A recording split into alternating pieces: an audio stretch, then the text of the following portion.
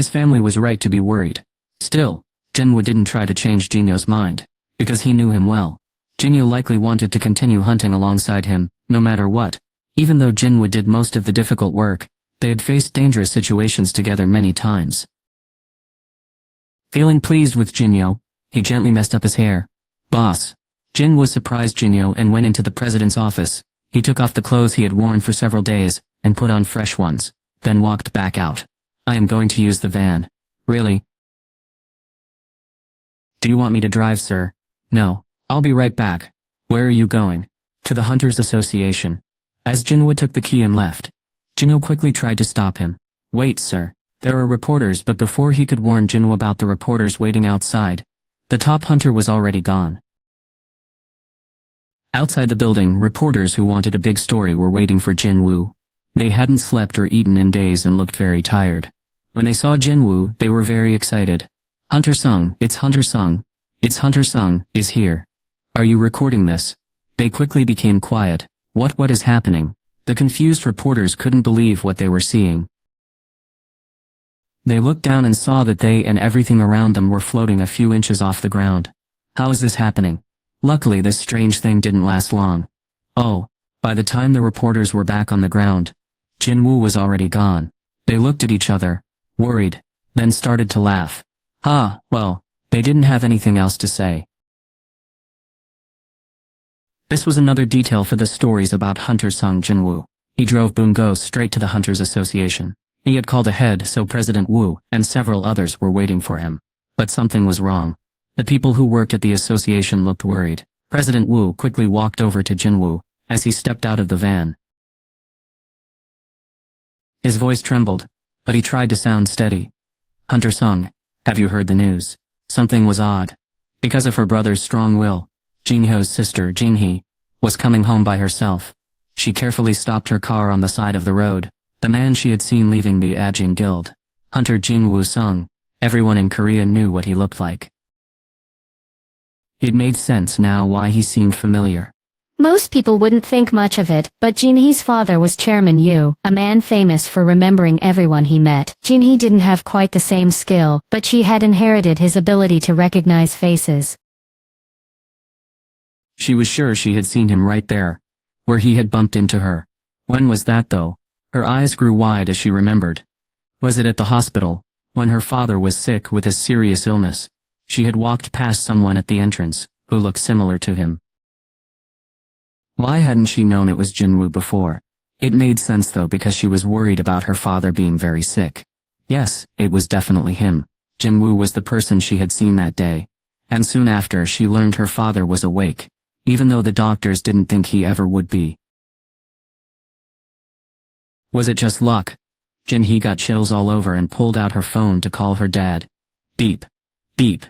But she stopped before she finished dialing. What was she doing? Why did she think Jinwoo had anything to do with her dad getting better?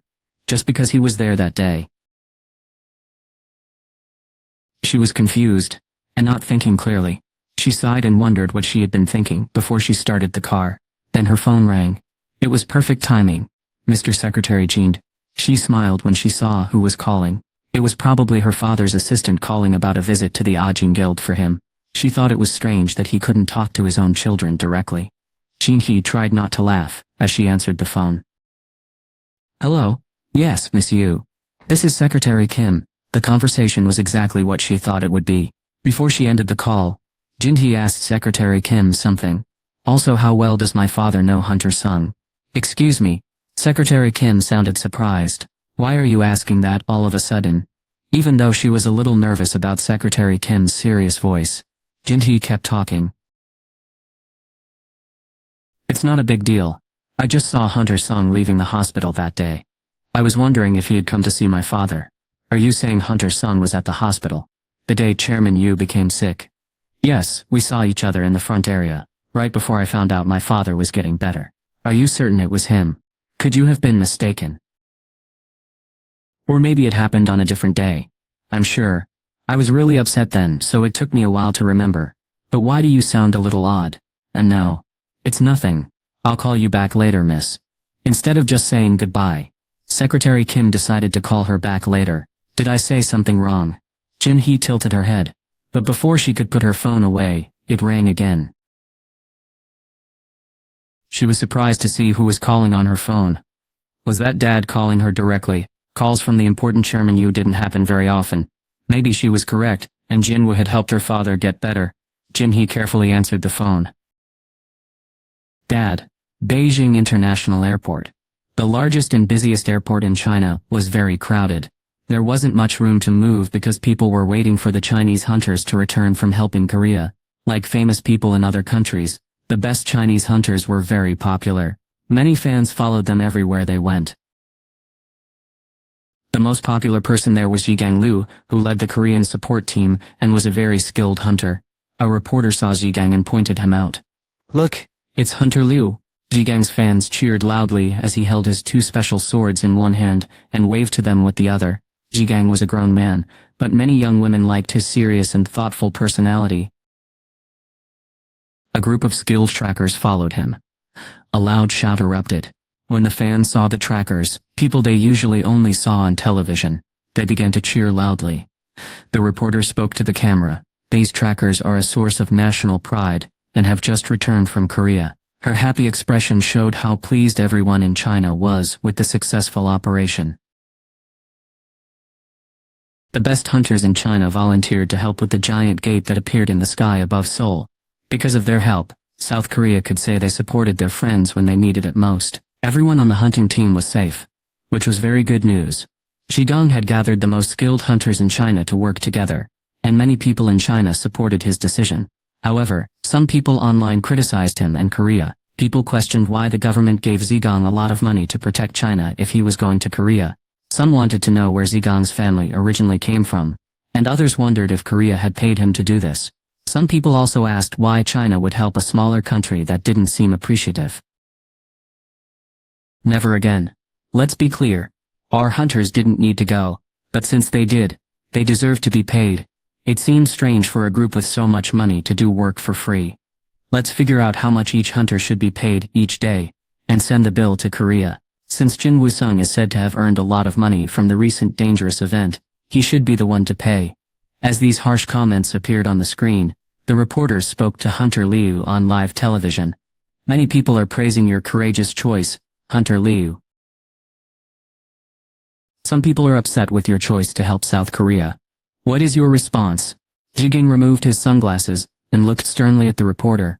Who is saying something like that? Excuse me. The reporter looked surprised and nervous. Zhigang continued speaking with anger. Are they just not very good at reading maps? Do they really not know what country is north of South Korea?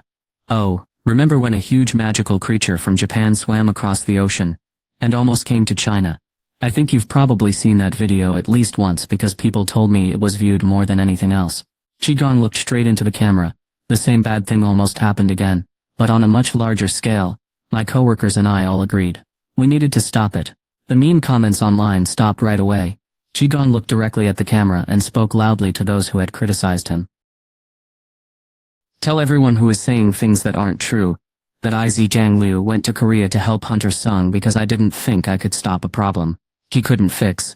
If anyone has a problem with that, they can go hunt magical creatures themselves. Zhigang's strong words were making his fans very pleased. But he suddenly stopped talking. He didn't suddenly realize the cameras were rolling. Zhigang was one of the few people in China who could get away with acting this way on television. He stopped speaking because he saw something outside the airport. What could he be looking at? The reporter was the first to look in the same direction. Then all the other hunters behind Zhigang, the people helping the hunters, and even the people in the airport stared outside with surprised faces. Not much surprised Zhigang. But even he gasped a little. Oh my goodness. Darkness was slowly covering the sky over Beijing. Hunter Sung, did you hear what's happening? Jin Woo shook his head.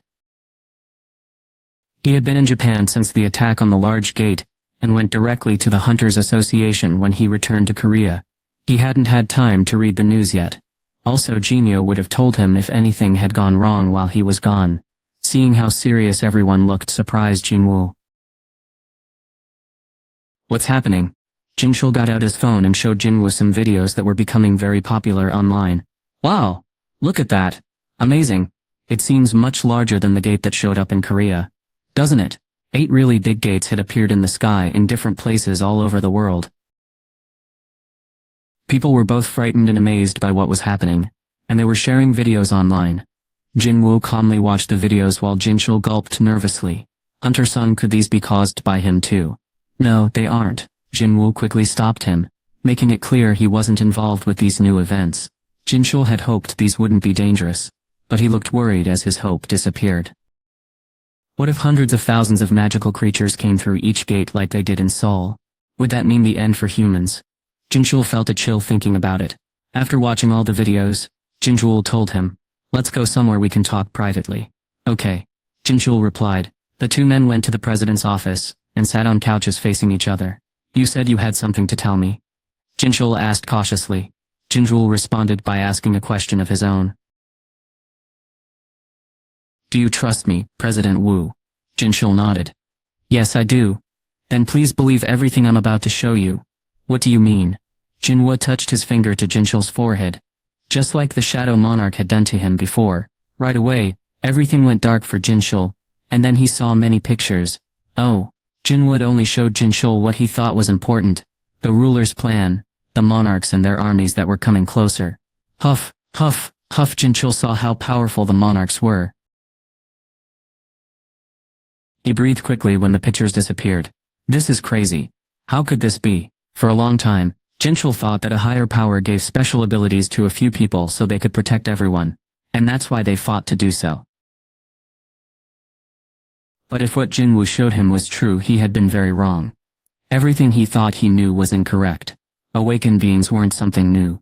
They were just humans changing to be able to survive a future war. This wasn't a war between humans and the monarchs. It was the monarchs fighting against the rulers.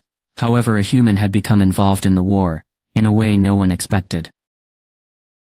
The armies of the monarchs arrived sooner than anyone thought, and that fact was humanity's last chance. No way. Jinchul's hands shook, as he looked up with tears in his eyes. Hunter-sung, are you really planning to fight them alone? Jinwoo wasn't going to give up before the battle even started, just because the enemy was powerful. He hadn't lived his life this way before, so he nodded without saying anything. Yes. Jinchul really wanted to help Jinwoo. Then how can we know? How can I help you? Jinwoo was ready for this question, and knew what to say. Please gather the leaders from all the countries. David Brannon, who was in charge of the Hunter Command Center, was very upset. What did the group of hunters from Korea say? We haven't received an official message yet, sir. Then why are you here? I'm sorry. The director didn't ask this person to his office just to have them stand there, looking confused. Brannon was very angry with him. Get me an answer, even if you have to ask the leader of the group. Do what you are supposed to do. I'm sorry, sir. Find out what is happening right away. The director kept breathing heavily and seemed upset even after he told the head of his information team to leave.